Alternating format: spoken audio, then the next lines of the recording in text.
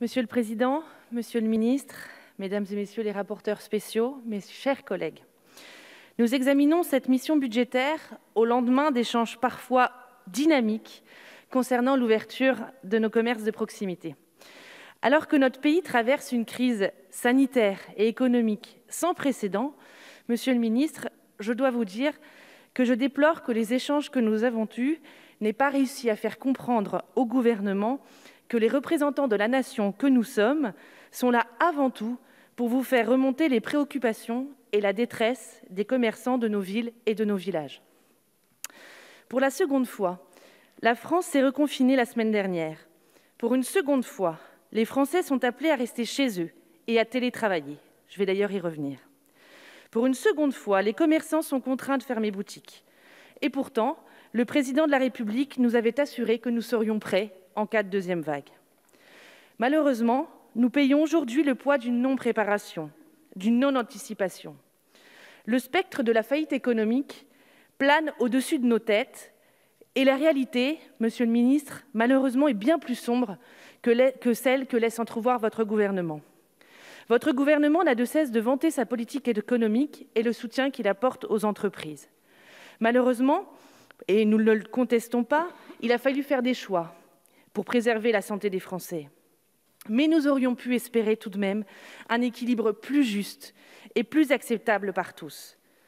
Malheureusement, l'État, du fait de son impréparation, est contraint à l'improvisation et se livre à une spirale incohérente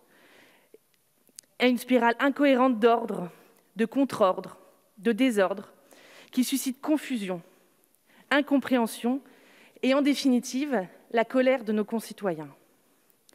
Nous ne pouvons pas nous empêcher de remarquer, par ailleurs, que l'État a préféré soutenir nos entreprises avec des aides, plutôt que de les aider à travailler.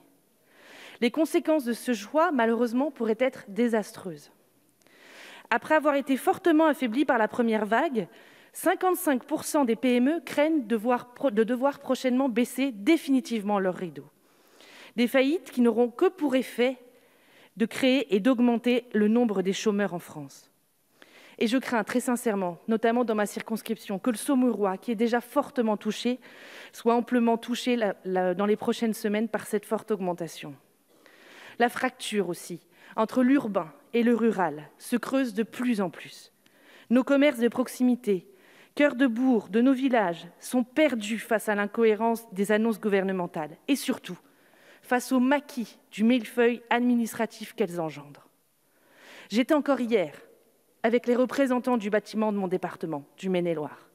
Tous nos artisans s'accordent à dire qu'il faut de l'ordre, de la clarté, de la lisibilité dans ce qui est proposé. Même s'il est évidemment nécessaire, plus que de l'argent, les entrepreneurs ont besoin d'être accompagnés, d'être guidés, sans être assistés. Nous examinons cette mission budgétaire en parallèle du plan de relance.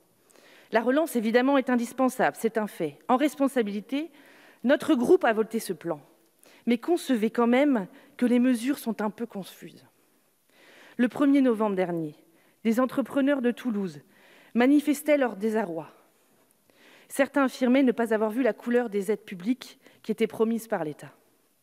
Pour d'autres, tout simplement, ces aides ne viendront pas, notamment par rapport au chômage partiel, parce que c'est prévu pour des entreprises avec des salariés, mais quid des entreprises qui n'ont pas de salariés ? Qu'en sera-t-il aussi des 100 millions d'euros que le gouvernement prévoit pour aider les petits commerces à se digitaliser ? Est-ce que vous nous assurez aujourd'hui que tous les commerçants en profiteront ? Monsieur le ministre, donner de l'argent public qui plus est une intention louable, mais êtes-vous véritablement certain que c'est suffisant ? À titre personnel, je vous le dis, je ne pense pas. La mission économique que nous examinons aujourd'hui présente des lignes très fonctionnelles. Et pour cause, il en a été sorti tous les leviers de politique économique, notamment le FISAC, qui a été supprimé et qui n'a pas été compensé.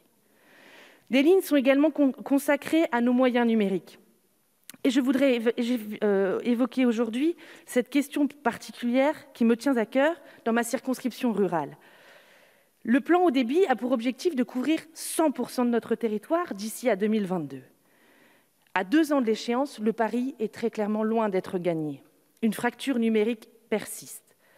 À l'échelle départementale, aux échelles départementales, les inégalités sont visibles. Pendant que Paris a un taux de couverture de 100%, le Maine-et-Loire, lui, est à 35%. Les zones blanches aussi persistent dans nos territoires. À l'heure de l'essor du télétravail, difficile tout de même d'expliquer aux Français qu'ils doivent rester chez eux pour y télétravailler, alors qu'il leur est quand même particulièrement parfois compliqué d'avoir accès à Internet. Simplement pour conclure, Monsieur le ministre, mes chers collègues, il est nécessaire évidemment que nous examinions nos projections financières, mais il est surtout essentiel, avant tout, d'avoir une véritable stratégie de fond. Donner des moyens financiers ne suffit pas. Il faut donner des leviers, lever les blocages pour nos entreprises qui sont à l'origine du financement public de toutes nos politiques. Alors, merci.